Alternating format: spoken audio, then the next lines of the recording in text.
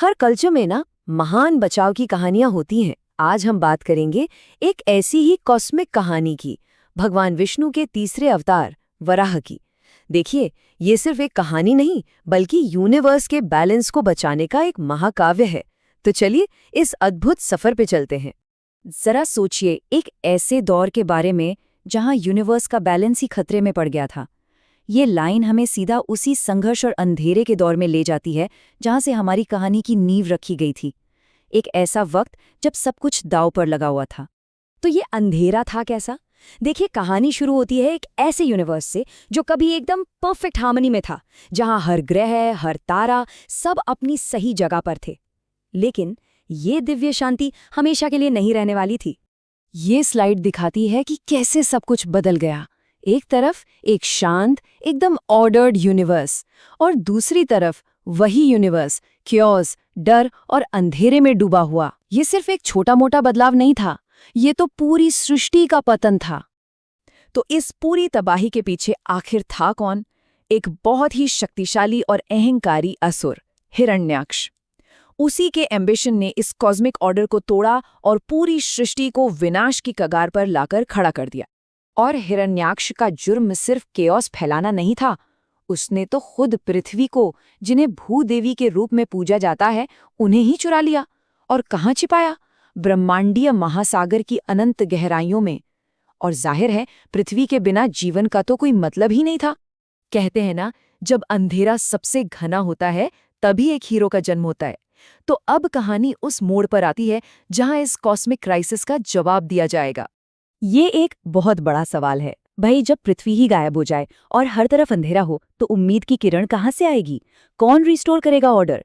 यही सवाल कहानी में टेंशन बनाता है और हमारे हीरो के आने के लिए स्टेज तैयार करता है। इस सवाल का जवाब छिपा है अवतार के कॉन्सेप्ट में। देखिए, अवतार का मतलब होता है किसी डिवाइन पावर का एक खास मकसद के लिए धरती पर फिजिकल रूप लेना। और इस समय ब्रह्मांड को एक ऐसे ही अवतार की सख्त जरूरत थी। और वो थे डिवाइन पावर, यूनिवर्स के संरक्षक भगवान विष्णु। इस संकट से निपटने के लिए उन्होंने एक बहुत ही अनोखा रूप लिया, वराह का, यानी एक दिव्य सूअर का। ये रूप शक्ति और पृथ्वी से जुड़ाव का प्रतीक था, इस मिशन के लिए एकदम परफेक्ट। तो कैसा था वराह का ये रूप? उनमें थी असीम शक्ति, अपने लक्ष्य के लिए एक अटूट डिटर्मिनेशन, सभी जीवों के लिए करुणा, और सबसे जरूरी उनके वो शक्तिशाली दांत जो पृथ्वी को उठाने के लिए ही बने थे। उनका हर अंग उनके मिशन का प्रतीक था। तो चलिए अब आते हैं कहानी के सबसे क्रूशियल मोड़ पर, द अल्टीमेट शोडाउन। ये वो पल है जहां दुनिया की किस्मत का फैसला होना है, अच्छाई और बुराई के बीच एक महायुद्ध। इस रेस्क्यू मिशन को हम 3 सिंपल स्टेप्स में समझ सकते हैं।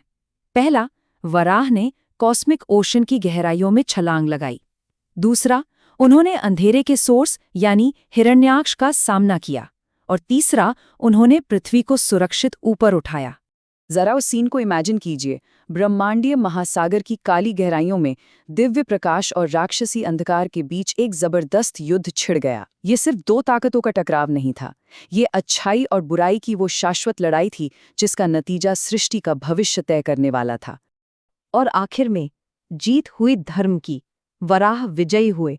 अपने शक्तिशाली दांतों पर उन्होंने पृथ्वी को उस अंधेरे से बाहर निकाला और उसे वापस रोशनी में ले आए। ये पल उम्मीद की सबसे बड़ी जीत का प्रतीक है। हीरो की जीत के बाद अब कहानी में शांति और सुकून का माहौल आता है।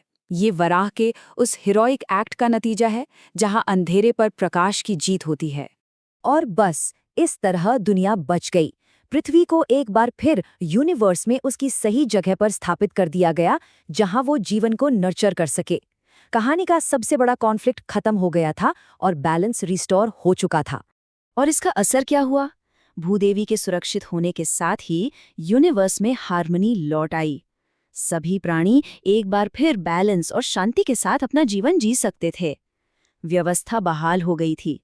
तो चलिए, कहानी तो हमने जान ली, अब इसके गहरे मतलब को समझते हैं। वराह अवतार की ये कथा सिर्फ एक पौराणिक कहानी नहीं है, बल्कि इसके बहुत गहरे सिंबॉलिक मीनिंग है जो आज भी रेलेवेंट हैं।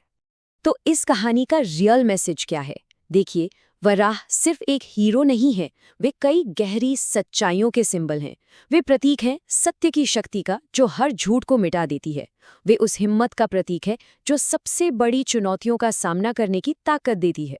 और सबसे बढ़कर वे इस डिवाइन प्रॉमिस का प्रतीक है कि दुनिया को कभी भी पूरी तरह से अंधेरे में नहीं छोड़ा जाएगा। ये जो लाइन है ना, ये इस कहानी के पूरे सेंट्रल मैसेज को बहुत खूबसूरती से समअप करती है। ये उम्मीद और डिवाइन इंटरवेंशन का एक पावरफुल रिमाइंडर है, जो बताता है कि चाहे कितनी भी निराशा क्यों ना हो, रोशनी हमेशा अंधेरे पर जीत हासिल करेगी। और आखिर में ये कहानी हमें एक सवाल के साथ छोड़ जाती है। ये प्राचीन कथा एक यूनिवर्सल ट्रूथ को उजागर करती है। हमारी अपनी जिंदगी में अंधेरे पर रोशनी की जीत का आखिर क्या मतलब है? ये एक ऐसा सवाल है जिसका जवाब हम सभी को अपने अंदर खोजना है। और यही चीज़ इस कहानी को आज भी इतना रिलेवेंट बनाती है।